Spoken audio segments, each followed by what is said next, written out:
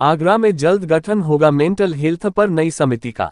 Doctor Chinu ने बताया कि आज के बच्चों में मानसिक दबाव के प्रमुख कारण अत्यधिक प्रतिस्पर्धात्मक वातावरण, मोबाइल व इंटरनेट की निर्भरता, अभिभावकों की अपेक्षाएं, भावनात्मक संवाद की कमी, परिवार में झगड़े या अस्थिरता, नींद और खानपान में असंतुलन है।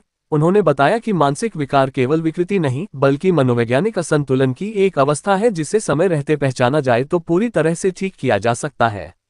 वर्तमान समाज में लगातार बढ़ रही मानसिक समस्याओं को लेकर जल्द ही आगरा में international society for mental health advocacy and action संस्था का गठन किया जाएगा।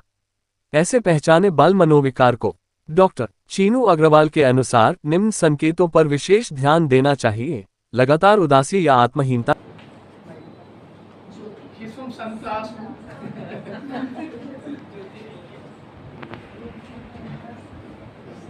Gupta sir founded and nurtured. The values, vision and environment I experienced there. Promoter of Hema Foundation, and he's a very down-to-earth person who really wants children to, flourish and relaxation.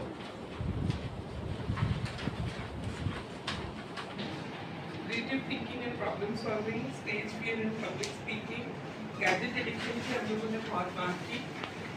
Now we can. सबकी हाँ हाँ हाँ हाँ हाँ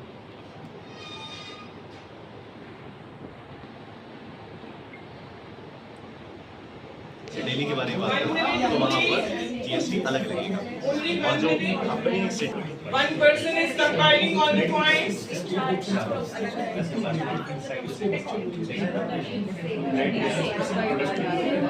Okay, your time is.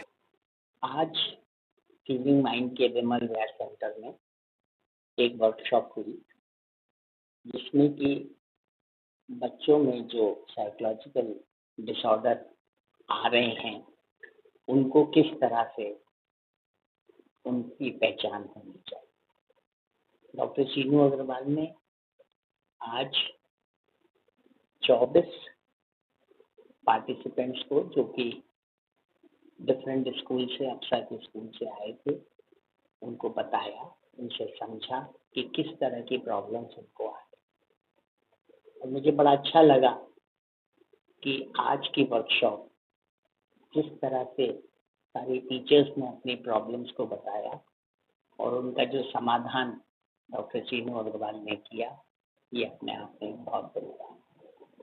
हम लोग समझ रहे हैं कि बच्चे एक एक दो दो बच्चे होते हैं, पैम्पर्ड बच्चे होते हैं, और जो बच्चे हो रहे हैं वो किस स्ट्रेस से हो रहे हैं, उनके पेरेंट्स किस स्ट्रेस में हैं, उनकी क्या खाने की, क्या रहने की, क्या उनके रहन सहन का, क्या उनकी दिनचर्या की प्रॉब्लम्स हैं, उसकी वजह से वो बच्चे किस तरह से पैदा हो रहे हैं। उनमें एंगर बहुत ज़्यादा है, उनमें क्यूरियोसिटी नहीं है।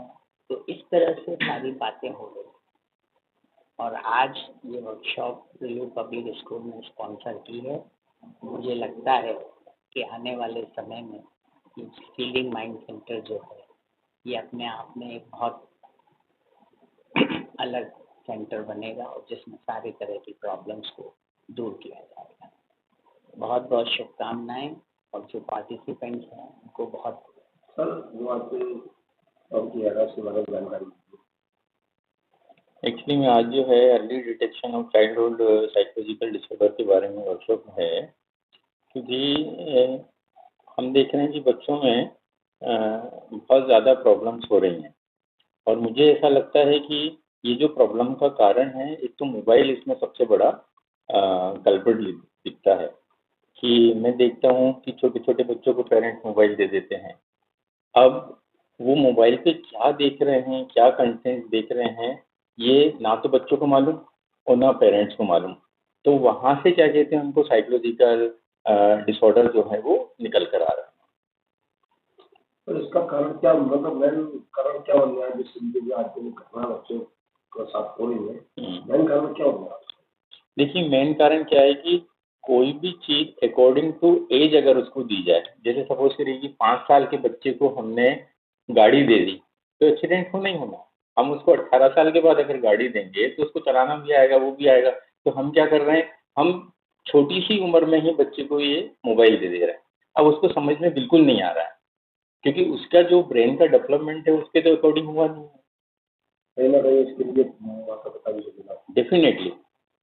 क्यों? क्योंकि उनको ये समझ में नहीं आ रहा कि क्या कंटेंट जो है वो बच्चे जो है देख रहे हैं। कि इस पर किस तरीके के बच्चों के अंदर साइड इफेक्ट देखने को मिल रहे हैं? किस तरीके से मतलब? मोबाइल ज़्यादा चला रहे हैं तो किस तरीके के बच्चों में साइड इफेक्ट? हाँ, उनसे ये जो बच्चे मोबाइल देख रहे हैं, एक तो लर्निंग डिसऑर्डर हो रहा है, ऑटिज्म की शिकायत हो रही, बहुत सारी चीज़ें जो हैं वो डिसऑर्डर क्या कहते हैं उनमें पैदा हो रहा है। कहीं ना कहीं पढ़ाई की तरफ से भी उनका डेफिनेटली जो कंसंट्रेशन है, जो फोकस है, वो उनका क्या कहते हैं बिगड़ रहा है। इसकी रोकथाम के लिए फिर क्या करना चाहिए? भाई रोकथाम के लिए उनको कम से कम जो है वो मोबाइल है, टीवी है, इनसे दूर रखने की क्या कहते हैं कोशिश की जाए। उनको कोई क्या कहते हैं आउटडोर गेम जो है वो खिलाया जाए, इंडोर गेम जो है वो खिलाया जाए। पेरेंट्स का क्या कहते हैं इन्वॉल्व होना बहुत। हाँ, उन्होंने क्वेश्चन पूछ लिया, मैं बता। आज का जो वर्कशॉप है उसका टाइटल है early detection of psychological disorders in children.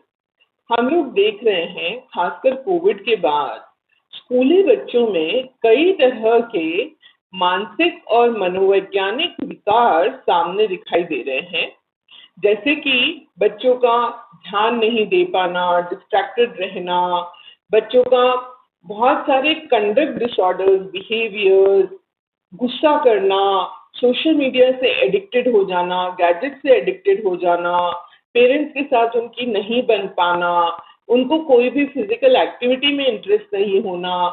ये सारे जो सिम्टम्स हैं इनके पीछे कोई सीरियस प्रॉब्लम भी हो सकती है, जैसे ADHD, autism, post traumatic stress disorder या एंजाइटी डिसऑर्डर इन चिल्ड्रन या डिप्रेशन।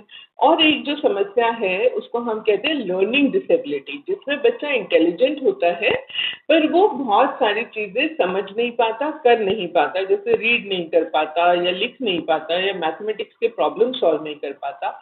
अब ये जो जितनी भी प्रॉब्लम्स हैं इनको जो स्कूल के टीचर्स हैं वो फेस तो करते हैं, पर उन्हें ये समझ नहीं आता कि इस प्रॉब्लम को कैसे समझें, इसको कैसे अपने क्लासरूम में डील करें। इसलिए हमने ये प्रोग्राम रखा।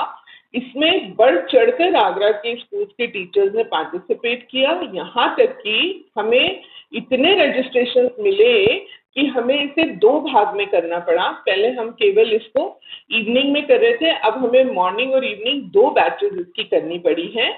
ये जो प्रोग्राम है ये अप्सरा के सहयोग से हो रहा है और प्रिल्यूड पब्लिक स्कूल ने इस प्रोग्राम को अपनी तरफ से बहुत सहयोग दिया है।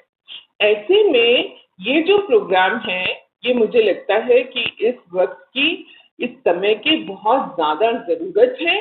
टीचर्स और पेरेंट्स दोनों की मेंटल हेल्थ में एजुकेशन और ट्रेनिंग होना लाजमी है। इसके लिए हमने एक international society of mental health advocacy and action इस नाम की संस्था को आगरा में हम इसका गठन कर रहे हैं और हम चाहेंगे कि मेंटल हेल्थ का आगरा पहले भी गढ़ रहा है मेंटल हेल्थ इंस्टीट्यूट की वजह से। इसमें और ज्यादा से ज्यादा काम हमारे शहर में हो, लोगों को, न केवल आगरा के लोगों को, आसपास के गांव के, कस्बों के लोगों को जो इन समस्याओं से जूझ रहे हैं। जून जो है वो men's mental health awareness month भी है और हम देख रहे हैं NCRB का डेटा हमें कह रहा है 74% जो डेथ हो रही है सुसाइड से, वो हमारे देश में मेन की हो रही है, पुरुषों की हो रही है। इसकी कैसे रोकथाम करें, क्या करें, इसके लिए मेंटल हेल्थ पर संवाद होना बहुत ज्यादा जरूरी है, जो हमने फीलिंग माइंड्स के थ्रू अपने सेंटर पर शुरू किया है। और इस तरह की कार्यशालाएं हम बहुत रेगुलरली यहाँ पर